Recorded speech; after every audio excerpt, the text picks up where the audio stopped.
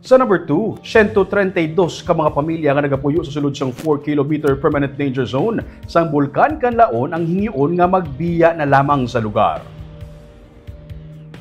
Inisunod sa kay Department of Environment and Natural Resources Negros Island Region Director Charlie Fabre nga nagsiling nga kabahin ini sa tikang nga ilagi na patuman kasunod siya nagluntad nga pagbaha dala sang Bagyo Tino nga nagtugal sa pagkautas sang 98 ka kabuhi kag tuman nga kahalitan sa infrastructure kag agrikultura. Suno kay Fabre, biyag ila nga ibalik ang lasang sa sining mga special protected zone bangod isa sa mga natukiban nila sa pagpangusisa nga sa ginpatigayon nga pagpangusisa kasunod sa pagbaha amo nga na-convert ang ini nga mga lugar sa agricultural area. Suno kay Fabre, sulatan nila anay ang mga natungdan para mapatud man kung ano ang ilang mga basihan sa pag-okupar nila sa sini nga mga lugar. Kung hindi man matigayon na ang voluntaryo nga pagbiya sa area, mapuwersa nga mag-file sang kaso ang ilang nga talatapan. Suno sa OCD, may 47 ka pamilya sa Canlaon City ang yara sa sulod sang PDZ, kag 85 naman ang gikan sa La Castellana nga yara sa PDZ. Sa report sang DNR, ang flash flood tugas sang mabunok nga ulan,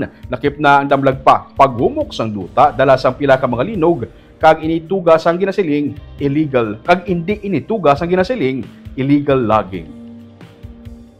Una, establish namin ang easement ng ngayon para sa hanggang saan lang sila maggawa ng building.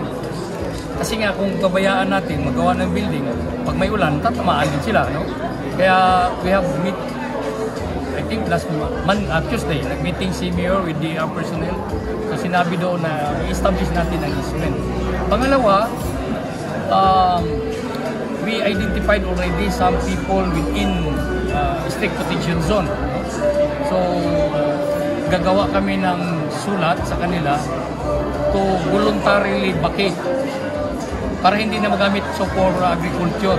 Kasi instead of forest, kasi permanent danger zone siya, ginamit pa rin agricultural production, kaya gusto natin ibalik siya sa forest.